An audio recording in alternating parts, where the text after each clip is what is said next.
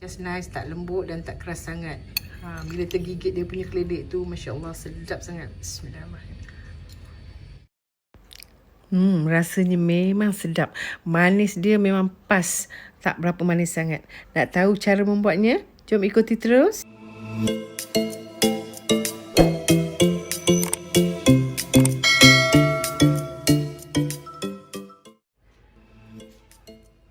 Hai, Assalamualaikum semua. Berjumpa kita sekali lagi di channel Dapur Mama Tira. Kali ni saya nak tunjukkan buat talam keledek talam keledek purple. Musim-musim cuti ni asyik nak buat makan je, asyik buat makanan je kat dapur. Jadi kita buat yang simple, yang senang dan yang mudah Okey, jom kita tengok macam mana cara membuat talam keledek purple ni. Yang selalu saya buat Okey, jom kita tengok macam mana cara-caranya. Okey, saya gunakan lebih kurang dalam 1 cawan setengah ataupun 200 gram. 200 gram keledek purple yang saya dah potong dan saya dah kukuskan, kukus masak Kemudian saya gunakan 1,5 cawan tepung gandum dan saya letakkan 1 sudu besar tepung jagung Juga saya gunakan hari ini 1 kotak santan kara dan saya jadikan dia 3 cawan santan. Jadi 1 kotak tu saya tambahkan air suam dan saya jadikan dia 3 cawan 3 cawan santan. Okey, untuk buat yang ni memang sangat mudah kita tak perlu kacau, kita godak-godak dia dan kita terus kukus Jom kita tengok macam mana caranya. Jom. Dia. Untuk bahagian bawah ni kita letakkan garam kita tak letakkan gula, tapi kalau nak letakkan 1-2 sudu gula boleh. Sebab bahagian ni biar masin sikit. Okey, kita dah nak mula mengadun Saya mula-mula saya letakkan tepung gandum tadi dan saya punya garam. Serta saya tambahkan lebih kurang dalam 1 sudu setengah gula. Tak nak letak tak apa, tapi saya suka bawa dia sedikit ada rasa gula. Kemudian kita akan bancuhkan dengan kita punya santan.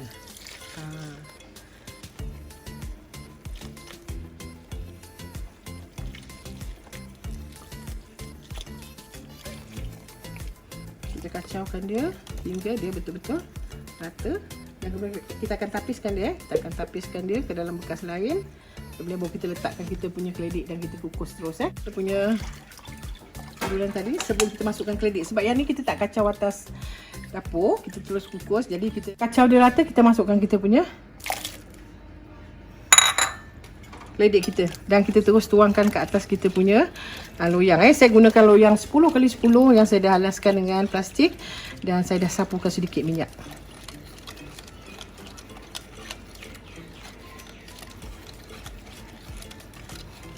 Kukus lebih kurang dalam 25 minit atau sehingga masak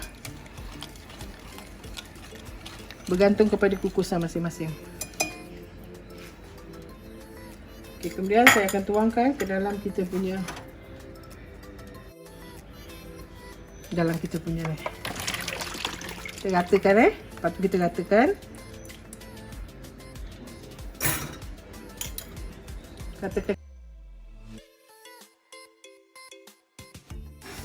Okey, kita nak kukuskan dia Kita kukuskan selama lebih kurang dalam 25 minit hingga 30 minit atau sehingga masak, bergantung kepada kukusan masing-masing Okey, sementara tu saya nak buat bahagian atas ni pula Okey, kita tengok apa yang kita gunakan. Saya gunakan santan Santan saya gunakan 1 kotak lagi santan kara dan saya jadikan dia 3 cawan. Maknanya 1 cawan santan pekat dan 2 cawan air Okey, santan saya gunakan 3 cawan. Kemudian saya gunakan gula pasir ni saya gunakan 1 cawan saja.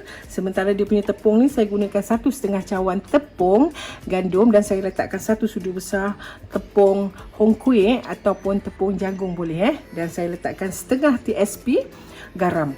Untuk yang atas ni saya tak nak colorkan dia purple. Jadi saya nak colorkan dia color kuning.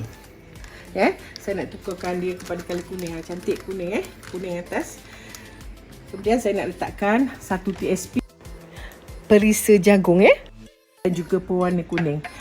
Kita tak payah letak esen vanila sebab dia tak pakai telur dan buat dia pun sangat mudah. Jom kita tengok macam mana cara mengadun bahagian atas untuk talam keledek ungu ni.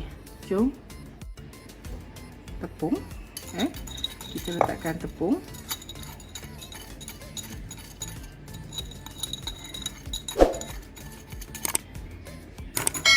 kita letakkan kita punya gula tadi.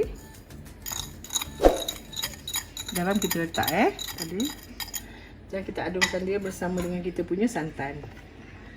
Letakkan santan sedikit-sedikit sehingga gula kita larut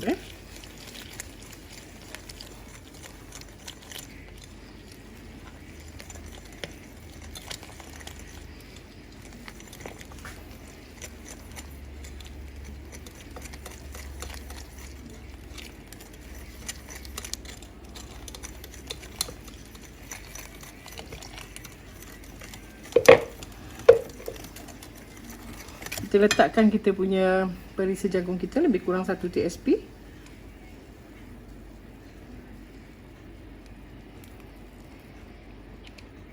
Kemudian kita akan letakkan kita punya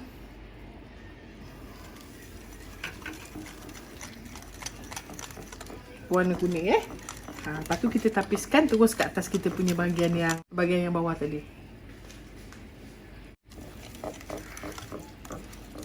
Okey. Macam ni bila kita nak letak nanti kita akan tapiskan dia ke dalam bekas lain baru kita tuangkan ke atas lapisan kita yang bawah tadi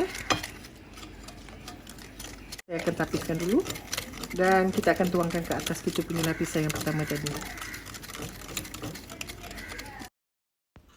Okey, lapisan bawah kita pun dah masak. Okey, kita ambilkan pisau plastik, kita cakar-cakarkan ke atas lapisan yang pertama tadi.